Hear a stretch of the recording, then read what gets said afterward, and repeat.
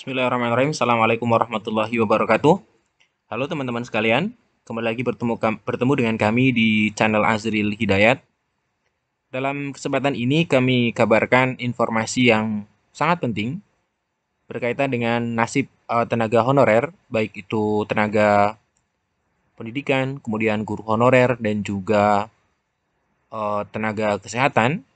Di mana dalam informasi ini kami sampaikan terkait dengan pemerintah, di mana pemerintah telah menyiapkan sebuah kebijakan yang menurut kami sangat-sangat strategis yang masuk di dalam DPR terkait dengan nasib guru honorer dan tenaga honorer semuanya, yaitu tentang uh, sebuah revisi kebijakan, di mana kebijakan itu yang mengatur tentang manajemen ASN di negara ini.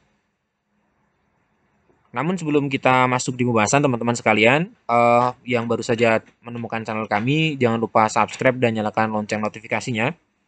Kita tahu bahwa sekarang BKN telah membuat sebuah database ya, database di mana database itu uh, berisi tentang pendataan non ASN.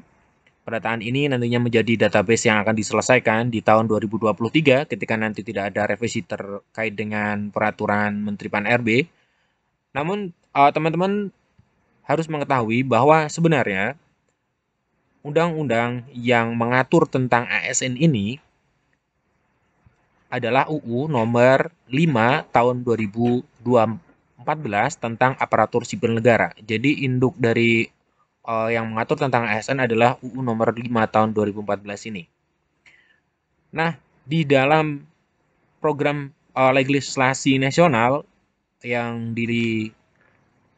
yang telah disusun oleh DPR RI dari tahun 2022 sampai 2000 maksud kami tahun 2020 sampai 2024. Nah, di sini ada surat keputusan dari DPR RI, di mana ini adalah SK yang berisi tentang program legislasi nasional tentang rancangan undang-undang prioritas tahun 2022 dan program legislasi nasional rancangan undang-undang perubahan ketiga tahun 2020 sampai 2024, di mana di dalamnya terdapat salah satu yaitu rancangan undang-undang tentang perubahan Undang-Undang Nomor 5 Tahun 2014 tentang aparatur sipil negara. Dan ini sudah ada naskah akademiknya. Kita coba lihat di poin pentingnya bahwa di sini terdapat beberapa pertimbangan atas perubahan UU nomor UU tersebut ya, UU yang mengatur tentang aparatur sipil negara. Kita coba lihat langsung ke substansi perubahannya, di mana substansi perubahan itu kita temukan banyak sekali rancangan undang-undang ini atau perubahan terhadap undang-undang ASN ini yang sangat berpihak kepada guru honorer dan juga tenaga honorer secara umum. Kita coba lihat ini materi muatan perubahan. Materi muatan perubahan di sini dikatakan ya, pertama, sistem kepegawaian harus tepat adalah sistem kepegawaian tunggal. Ini kita lewati. Kedua, untuk menyelesaikan pegawai yang bukan berstatus PNS, jadi yang bukan PNS. Kemudian tenaga kontrak yang telah bekerja dan mengabdi di lingkungan pemerintah maupun lembaga negara selama ini perlu penambahan nomenklatur yang baru dalam RUU yang meliputi tenaga honorer, pegawai tidak tetap, pegawai tetap non-PNS, tenaga kontrak. Nah, kemudian untuk poin berikutnya, di poin ketiga, ini sesuai dia tadi ya, yang dikatakan nomenklatur yang baru yang harusnya ditetapkan oleh UASN ya. Nah, di poin berikutnya kita langsung lihat, kita lewati. Nah, di poin ketiga. Di poin ketiga, bahwa tenaga honorer, pegawai tidak tetap, pegawai tetap non-PNS, dan tenaga kontrak yang pada saat undang-undang ini diundangkan telah secara terus-menerus bekerja pada instansi pemerintah paling sedikit 3 tahun wajib diangkat menjadi PNS secara langsung tanpa melalui ujian, hanya seleksi administrasi dengan verifikasi dan validasi. Nah ini teman-teman, ini adalah di poin ketiga ini sangat jelas dalam hal ini DPR ingin merubah UU ASN ini dengan harapan bahwa tenaga honorer, pegawai tetap non-PNS, dan tenaga kontrak yang sudah mengabdi 3 tahun itu wajib diangkat menjadi PNS secara langsung tanpa melalui ujian, hanya seleksi administrasi. Ini cukup membahagiakan ketika nantinya RUU ini memang diundangkan. Tentunya menurut kami permasalahan honorer akan selesai ketika RUU ini, perubahan atas Undang-Undang ASN ini disetujui.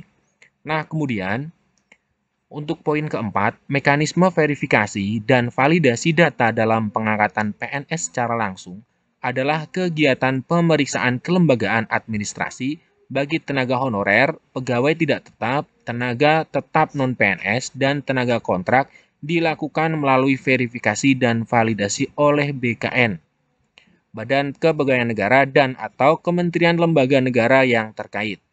Bisa Kemenpan berarti ya. Kemudian, dan validasi tersebut selanjutnya diaudit oleh BPK melalui pemeriksaan dengan tujuan tertentu agar mencegah terjadinya data kepegawaian fiktif. Jadi verifikasi dilakukan oleh BKN atau kementerian yang terkait, kemudian nanti hasilnya akan diaudit oleh BPK. Dokumen utama yang dilakukan pemeriksaan adalah surat pengangkatan dari pegawai pembina kepegawaian. Ini di poin keempat. Tentang mekanisme verifikasi dan validasi untuk pengangkatan PNS tanpa tes atau seleksi administrasi saja.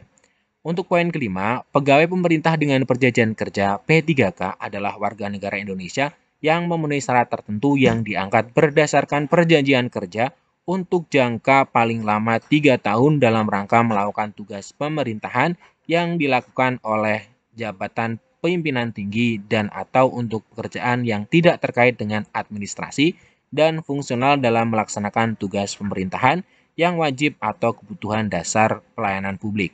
Ini untuk poin yang kelima. Kemudian di poin keenam, semua pegawai ASN mengikuti program jaminan sosial sesuai UU 40 2004 tentang jaminan sosial nasional, UU nomor 24 tahun 2011 tentang Badan Penyelenggara Jaminan Sosial, yaitu 5 program jaminan kesehatan, kemudian kecelakaan kerja, jaminan hari tua, jaminan pensiun, dan jaminan kematian. Ini keenam ya, poin keenam terkait dengan RUU ASN.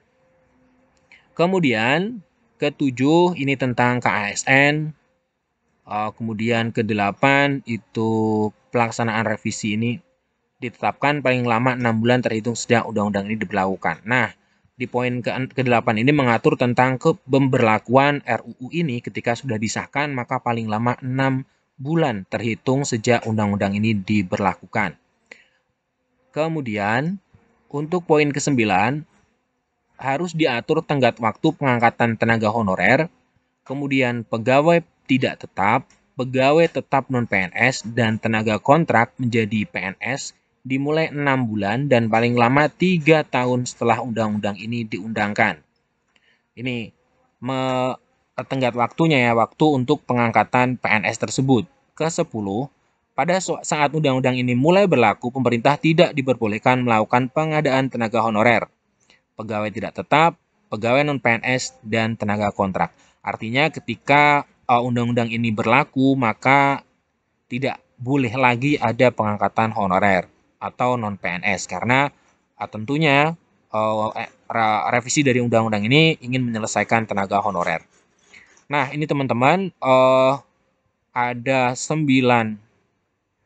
ya maksud kami 10 poin di mana 10 poin ini adalah substansi dari perubahan materi ya, materi muatan perubahan yang akan ada di dalam RUU ASN dan menurut kami ini masuk dalam prolegnas, semoga segera bisa digodok oleh DPR ya, sehingga nanti ini memang bisa merubah segalanya. Ketika RUU ini disahkan, maka sebenarnya tidak ada alasan bagi pemerintah untuk tidak mengangkat P3K atau PNS tanpa tes, karena di sini disebutkan perubahan yang paling signifikan menurut saya, menurut kami adalah di mana di sini terdapat pernyataan bahwa tenaga honorer yang sudah mengabdi 3 tahun ya, wajib diangkat jadi PNS secara langsung tanpa melalui ujian atau hanya dengan verifikasi dan validasi data.